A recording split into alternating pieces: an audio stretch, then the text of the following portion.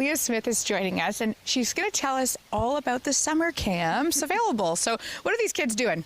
Oh my goodness. Well, like you said, there's a lot of unique opportunities that happen here at FortWhyte Day Camp, like swimming, kayaking, canoeing, archery.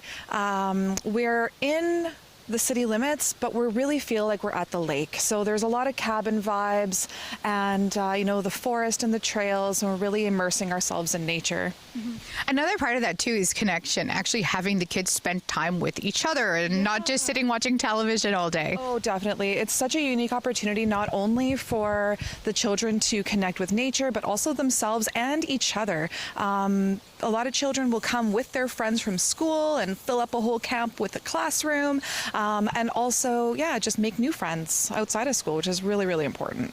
What are some of the other benefits of this as well? Because a lot of people talk about, the summer learning slide and all that, just getting them engaged and in nature. Yeah, absolutely. Well, when you put children in the natural environment, their curiosities show up in a really unique way. So learning happens really in the moment, as well as a lot of, our FortWhyte specials with our education team and the forest school influencing different activities and programs. The learning happens in a really gentle way that tricks them into thinking they're not really learning.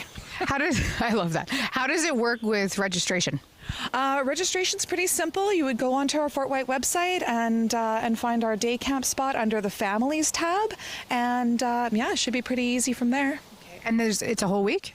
Yeah, so you can register 1 week at a time, or all the weeks if you really want. So there's some short weeks. We actually start July 2nd, so there's that short week, the 2nd and 3rd, which is next week. And then there's some short weeks with the long weekends, but other than that, we're 5 days here